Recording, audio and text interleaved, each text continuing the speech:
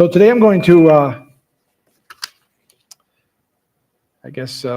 do part one of this experience of these disciples on the road to Emmaus. As I looked at this recently, there's got to be two messages in this. There's so much in this. And so I want to start out by just pointing out some things here that maybe you know, but Luke is known as a historian. There's quite a well-known book by that title, actually, Luke the Historian. And many commentaries have made note that he's a careful historian. But he is also an individual. He was also an individual who really knows how to tell the story. And that's certainly true here in Luke chapter 24. The story we're going to focus in on, starting right now. And we just see it from the beginning, how he starts. Now behold. It's like, oh, like this lady here, she's ready to listen. This is going to be something worth listening to. Behold, now behold, Luke says. Wow. And goes on. Now behold, two of them were traveling. Okay? Two of them were traveling. By the way, two of who? Well, earlier in the chapter, told about the disciples, the 11, and the others who were gathered. And these two were there. And the women came from the tomb and said that, they had been to the tomb and Jesus was not there. And besides that, the tomb was empty. And besides that, there was a heavenly messenger there who told us that he is risen. And so two of them were traveling. Okay. But notice, this is what Luke does. Over there in Luke chapter 10, we have the man who was, it starts out, a certain man went down from Jerusalem to Jericho. Okay. A certain man. Well, of course, he was beaten within inches of death, and it was a Samaritan who came to his aid. But this is the start. A certain man went down from Jerusalem to Jericho. In Luke 15, by the way, all these examples here I'm showing you, these stories are only in the Gospel of Luke. Luke 15, a certain man had two sons. The story has begun. A certain man had two sons. The younger son journeyed to a far country. Notice all three of these examples involve a journey. Indeed, in the Gospel of Luke, from the time Luke first says that Jesus steadfastly set his face to Jerusalem, it's 6 times longer in telling the story of Jesus going from Galilee to Jerusalem than it is in Matthew or Mark. And often Luke talks about Jesus, he's on the move. So he is indeed, or he was indeed, a storyteller. And so, continues, back to our verse. Now behold, two of them were traveling that same day. That same day. Well, what same day? Well, the same day that the women went to the tomb and found that Jesus was not there. Two of them were traveling that same day. Indeed, they had heard the message of the women, and so that same day, verse 9 says that this is, the same chapter. Then they returned from the tomb, the women, and told all the rest. And it was Mary Magdalene, explaining, Joanna, Mary, the mother of James, and the other women with them, who told these things to the apostles. Well, what did the apostles say? Their words seemed to, though it doesn't say what they said, but their words, the words of these women seemed to them like idle tales. And they did not believe them. Okay. And that includes these two on the road to Emmaus. They didn't believe what the women said. And so we continue with our first verse of this story. Now behold, two of them were traveling that same day to a village called Emmaus, which was 7 miles from Jerusalem. So we have what we need for the story, right? There's two of them. Later we'll find out one of them, we actually get a name. They're traveling to their village, Emmaus, and it was a 7-mile journey. Okay, sit back. What is going to happen next? Well, they talked together of all these things which had happened. They talked, these two men, together of all these things which had happened. And so it was, while they conversed and reasoned, that Jesus himself drew near and went with them. Okay. Jesus himself drew near and went with them. The book Desire of Ages adds a little bit here. It said they had not advanced far on their journey when they were joined by a stranger. But they were so absorbed in their gloom and disappointment. Absorbed in their gloom and disappointment that they did not observe him closely.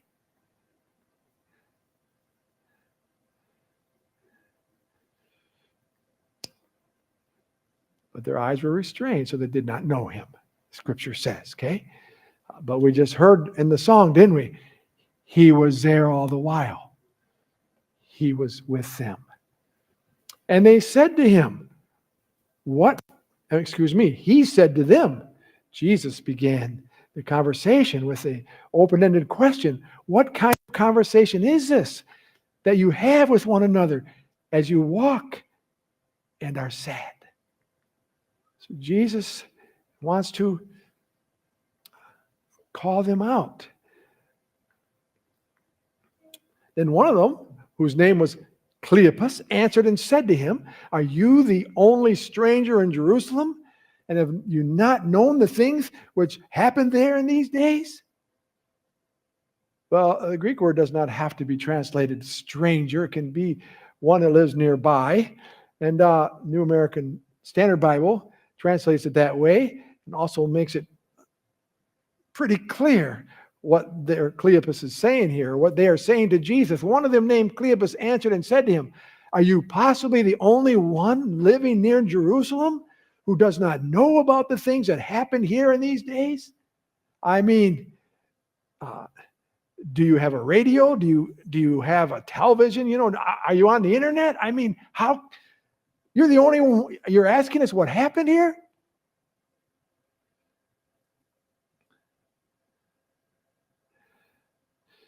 Author named Nuttall. I don't know exactly if that's how you pronounce it, but a wonderful little article called "Moment of Recognition." He is saying, of course, we know who Jesus is. As we listen to the story or read the story, as Luke narrates it, we know who Jesus is, and we know very well that Jesus knows everything that happened there in Jerusalem. And the comment he makes is, we watch the two friends, we, the audience, that's us, we watch the two friends tripping as they charge him with unbelievable ignorance. Didn't you know? Okay. So we have because we have the curtain pulled back, and we have a beautiful view of human wisdom here, don't we? Telling Jesus that he's ignorant. Okay. And reminds us of Ananias, who, Lord, you don't really want me to go see this guy Saul. Reminds us of Peter. Lord, we've been fishing all night. But Peter obeyed, and so did Ananias. But anyway, Jesus stuck to his guns. He said, "What things?" And this is what Jesus wanted. So they said to him the things concerning Jesus of Nazareth, who was a prophet, mighty in deed and word before God and all the people, and how the chief priests and our rulers delivered him to be condemned to death and crucified him. So they laid it out here. And then this important verse, which really gets to their heart. But we were hoping. Okay. Or some translations, make it very clear. But we had hoped. Okay. In other words, the hope is gone now. The hope is gone. We had hoped that it was he who was going to redeem Israel. And they said, indeed, besides all this, today is the third day since these things happened. Now, they probably remembered that Jesus had said something about this third day. I'm not sure, but, when crisis comes, and not everybody, but some here for sure have been in such a crisis that it's like,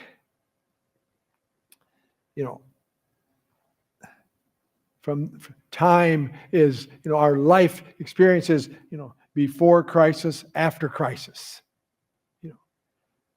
The very worldview has changed, at least for a while.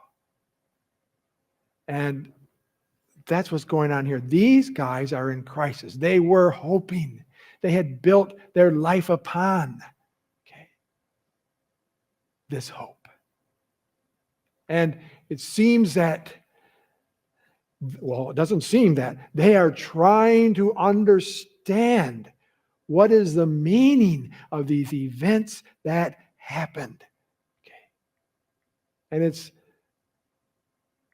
for them, and it really applies to us, unless they can understand on this day as they're traveling what happened on that day, Friday, and what it means, then they can find no rhyme or reason or meaning to this world. And there's a lot of people in that boat. No rhyme, no reason, no meaning. And it reminds me of a verse I did not put on in the slides. And that is Revelation chapter 5. There's a scroll sealed with 7 seals. And it has, important information regarding the plan of redemption. But there's nobody to open the seals. And it says that John wept much because there was no one to open that scroll with the 7 seals. That's the way it is here.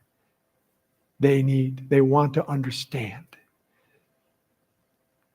And they go on and say, yes, certain women of our company who arrived at the tomb early astonished us. When they did not find his body, they came saying that they had also seen a vision of angels who said he was alive. They're relating to Jesus. This is what they see. This is what they're trying to figure out. And he said, and certain of those who were with us, and I think we can say Peter was one of those, went to the tomb and found it just as the woman had said, but him they did not see. Okay. Now, Jesus they did not see. Jesus is right with these disciples, but they haven't seen him either. Okay. It's pretty clear that it's key that we see Jesus. I love the truth of the Bible. We call them sometimes doctrines, although that name has kind of a negative connotation sometimes, but I love the truth of the Bible. I'm very thankful for the lifestyle that this message points to. But we need to see Jesus. We need to see Jesus. And it's clear here that this would have made all the difference. They went there, the tomb was empty. They heard what the women said, but him they did not see. So talk about irony. These guys are sitting there talking to Jesus, and they haven't seen him either.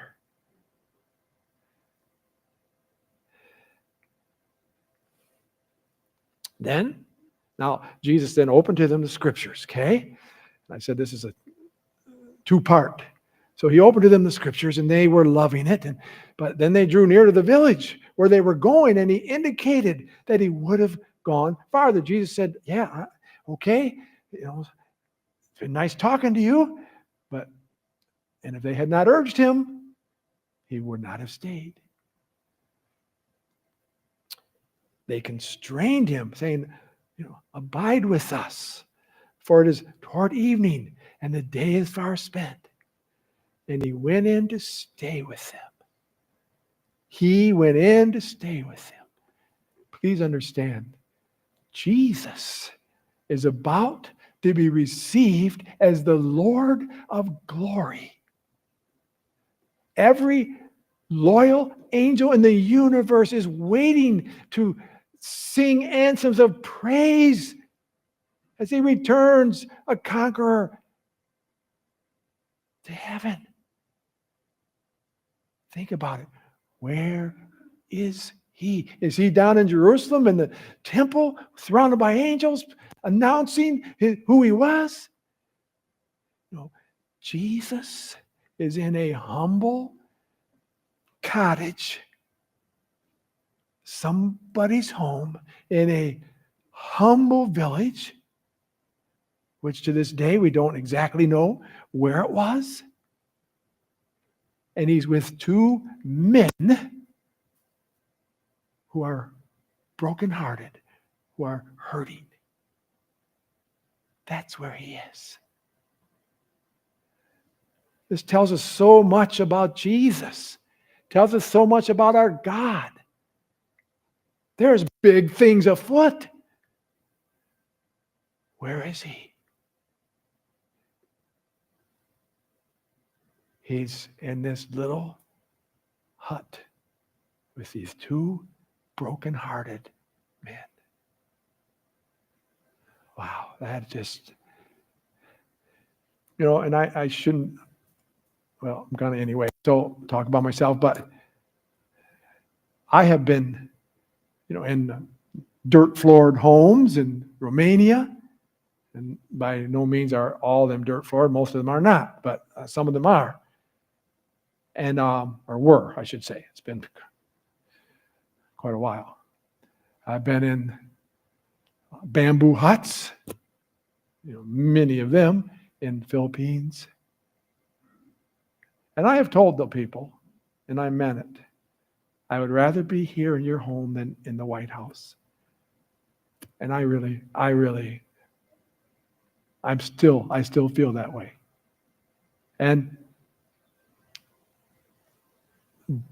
But I'm nobody, Jesus was there. As I said, big things afoot. Like heaven is waiting. But here he is. That's our Savior. That's our God. The book Desire of Ages makes a comment that goes well here. It says, we need not go to Nazareth, to Capernaum, or to Bethany in order to walk in the steps of Jesus. We shall find his footprints beside the sickbed, in the hovels of poverty. You heard the story this morning, didn't we?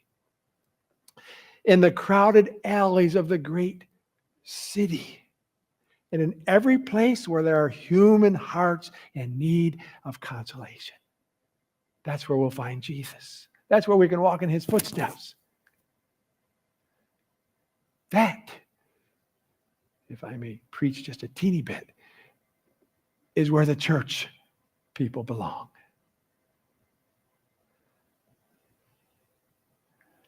At least sometimes.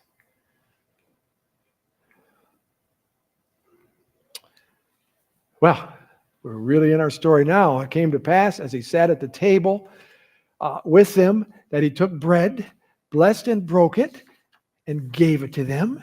You know the story. Then their eyes were opened and they knew him, and he vanished from their sight. Wow, this is key.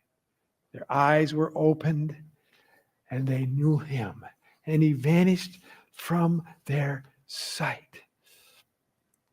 I don't see where Jesus took a bite of bread here. And I know he could eat bread because not too long after this, he's going to tell the disciples, you have something to eat here? Give it to me. I'll show you. It's me. You know, I'm not a ghost.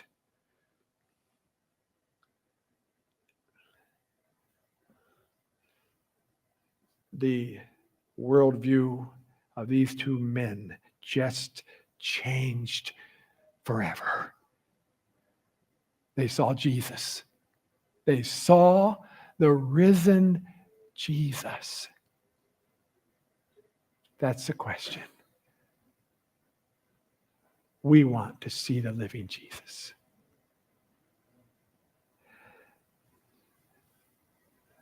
It will change our worldview. Well, what did they do then? They told Jesus, you have to stay with us. It's dark.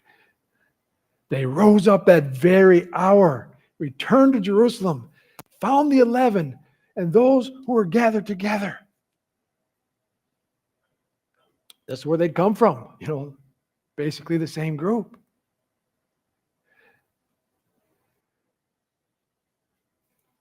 And they told about the things that had happened on the road and how he was known to them in the breaking of bread. How he was known to them in the breaking of bread. Wow. They became witnesses of the resurrection of Jesus. Well, we started out here talking about how that Luke is a master storyteller. He really is. And I'd like to do here, next little bit here, is what we're going to do is compare this whole story in Luke 24, which we haven't covered at all, but Luke 24 with the experience in Acts chapter 12, where we find Peter deep in a Roman prison, chained with a guard on each side. Okay. And of course, the disciples are praying, and an angel comes and the chains fall off, and we're on to the story. But what I want you to see is that it seems to me quite clear that there is a relationship between these two stories, okay? And so I'm going to share the evidence. And then, of course, it has its application to us in our lives. So now, behold, two of them were traveling that same day. So we're starting the comparison here.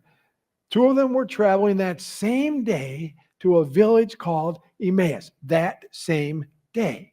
But we already said this was the day that the women went to the tomb and went back to the 11 in the crowd and so on. And these were a part of it. And so on that same day, we're told, behold, that same day, two of them were traveling to a village called Emmaus. Okay. We go over to Acts chapter 12, and it says when Herod was about to bring him out. So Herod had already killed James, and he was about to bring Peter out. And it probably was not going to end well, humanly speaking, for Peter. Okay? He was about to bring him out. When he was about to bring him out, in other words, the next day, that night, Peter was sleeping. Okay. Now, there is an emphasis here on that. Okay. And the New American Standard Bible brings it out very well.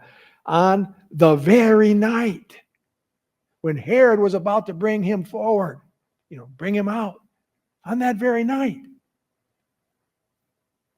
And the SDA Bible commentary, I just quote their little comment here, saying that this is what the phrase means, that very night. Okay. So we have over there in Luke 24, that same day. Okay. Here we have that very night. Well, the disciples found the 11 and those who were with them gathered together. Okay. Luke 24:33, Acts 12:12, the disciples were gathered together, this time praying for Peter. Okay. So we see vocabulary shared between these two stories. And then this one here is quite interesting.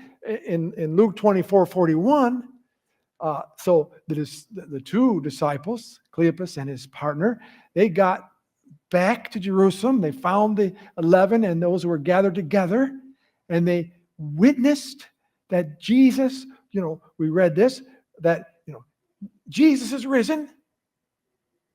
Wow. It seems right at that time, Jesus himself appeared. Okay.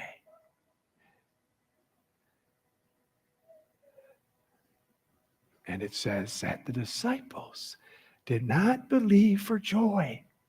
That's kind of seems like an oxymoron to me. For joy, they did not believe. We might say they couldn't believe their eyes, but this is, they did not believe for joy. And over in Acts 12:14, we have this other sort of oddity that is surrounding joy. Okay, so there was a maiden there. Peter, as we already narrated, I think, the angel came, the chains dropped off, told Peter to get dressed, basically, get your sandals on, and they walked out. The gate opened on its own and so on, and Peter goes to the door where he expects to find this gathering. And he knocks on the door. Again, we have a woman comes to the door, and it says, because of her gladness, she did not open the gate. It's kind of in both passages, Luke 24:41, Acts 12:14, it's an interesting use of joy. Okay. So this is Luke, by the way, who wrote the book of Acts. Be clear on that. He wrote Luke, he wrote the book of Acts.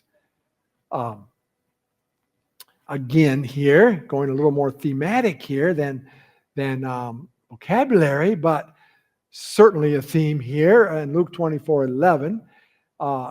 When the women came with their testimony, their words to the 11, to the others gathered there, the words of the women seemed to them like idle tales, and they did not believe them. Okay. And in Acts 12:15, when she, for joy, didn't open the door, left Peter standing outside, she went to the group and said, Peter's outside. They didn't believe her either. They said, you are out of your mind. All right. Acts 12:10. So this is Peter. When they were past the first and the second guard posts, so like I said, Peter was deep within this prison. I think the angel's presence had put these guards to sleep. I'm not sure, but anyway, so they just walked out past the first and second guard posts. They came to the iron gate that leads to the city. Okay, they came to the iron gate that leads to the city, which opened to them of its own accord. Opened to them of its own accord. And they went out and went down one street, and immediately the angel departed from him. And by the way, this is another that I don't have highlighted here. This is another similarity between Acts 12 and Luke 24. In both cases, you have a heavenly attendant who then disappears. Okay. But notice here, the gate opened of its own accord. And by the way, then Peter went, continued knocking, and when they finally opened the door, they saw him and they were astonished. Okay. So the door of the prison was open. Finally, the door was open for the disciples to see Peter.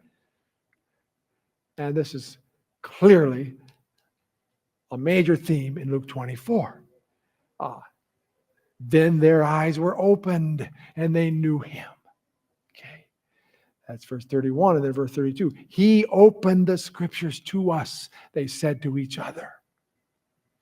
And then verse 45, he opened their understanding that they might comprehend the scriptures. Clearly, the opening of the eyes, the opening of the mind is a major theme here in this story regarding the two men from Emmaus. Okay. Now you may say to yourself, yeah, but I've not really seen the connection between open doors and open eyes. Well, let's see what the Bible says. Okay, Isaiah 42 verse 7 puts these together very, very much. The work of Jesus to open blind eyes. To open blind eyes, to bring out prisoners from the prison. Those who sit in darkness from the prison house.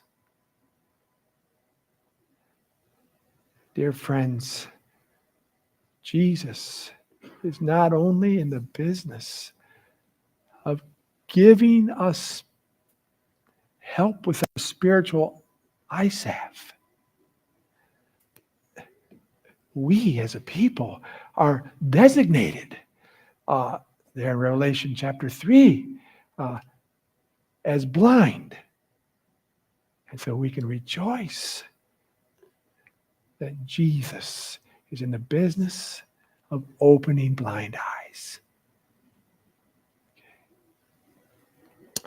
And sometimes when we're serving Jesus, sometimes on this planet, we find difficult circumstances and we don't see how, we're going to go through them. But the Lord is in the business of opening doors. He's in the business of opening doors. All right. So that takes me to my closing story here from the book Pilgrim's Progress. I don't know about this moment, but for many, many decades, the little book Pilgrim's Progress was listed as the second highest selling book in the history of the world behind the Bible. Okay. And there in the book, of course, Pilgrim's Progress is an allegory. In other words, it tells a story of a man named Christian, who's trying to make his way from his house to the celestial city and the various experiences that he has along the way. And it is a symbolic of the Christian journey. Okay, so I think I've used the word allegory properly. I think. Anyway, and he had a partner who I think his name was what was his name? Anyway, there in the Vanity Fair, he was burnt to death because the people there felt threatened by his book, okay, which was the Word of God, the Bible. However, there was a young man that saw the whole thing, saw the piece of the man who was burnt there at the stake, as it were, and his name was Hopeful. And so he became Christian's partner. And they were on their way. They were on their path to the celestial city. But the path was starting to get a little rough. And so, really, a Christian's suggestion, they crossed over a fence, and got on what seemed to be an easier path, but it wasn't the path to the celestial city. They had got off the path. Pretty soon, they realized they were off the path. Well, they knew that. They made a conscious choice, but they were lost, and it got dark. And they found, this is what the book says, so many words, they found that it's easier, friends, to get off the path than it is to get back on it. That's what they said. But we know that all things are possible with Jesus, don't we?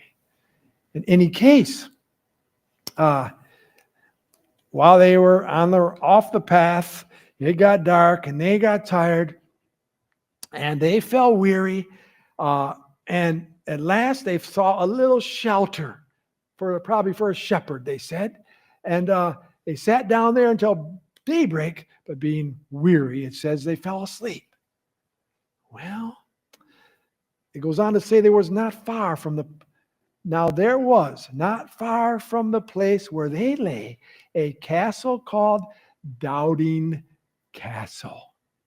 Doubting Castle. Remember, this is an allegory reflecting on the Christian journey. Doubting Castle. The owner whereof was Giant Despair. Giant Despair. And it was in his grounds that they now were sleeping.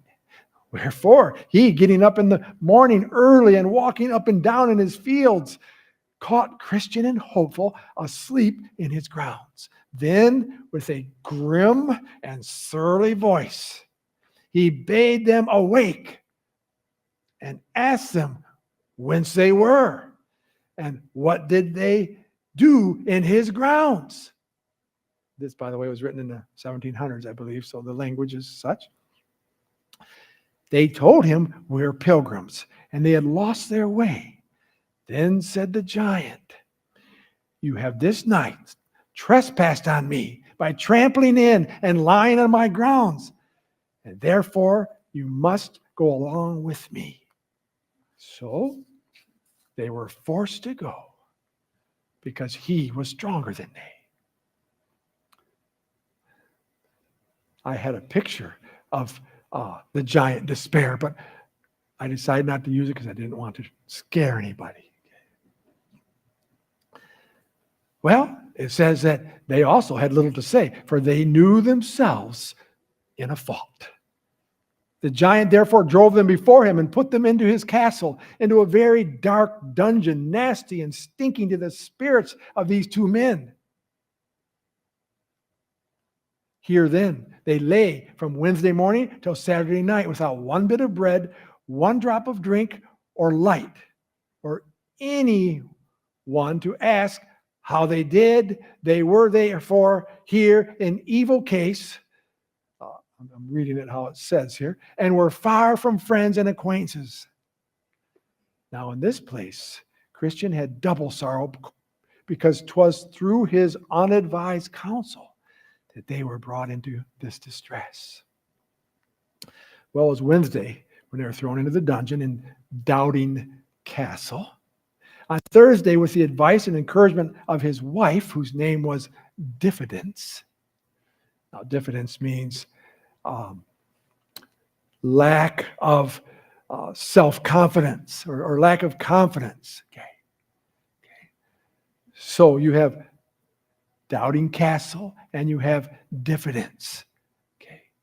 This is the situation. And of course, you have Giant Despair, who is in charge of Doubting Castle. And this is an allegory for the Christian life.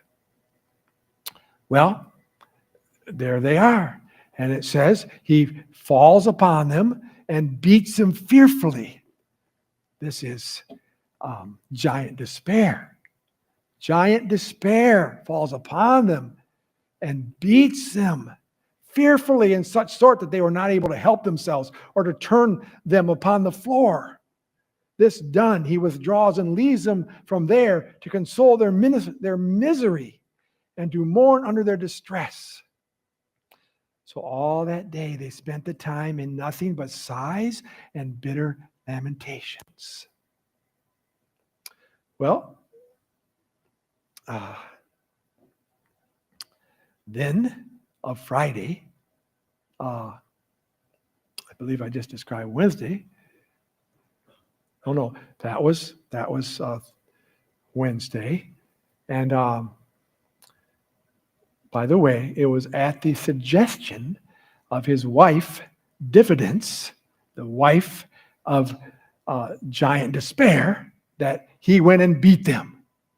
Now, on